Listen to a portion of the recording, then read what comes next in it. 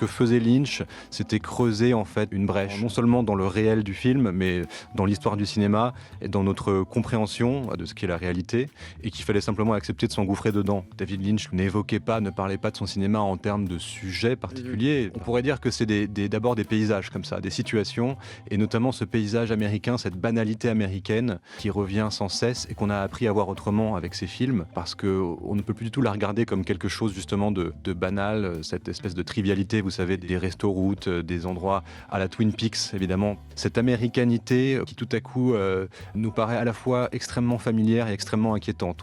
C'est aussi le bonheur d'être inquiet en regardant une tasse de café. This is, excuse me, a damn fine cup of coffee.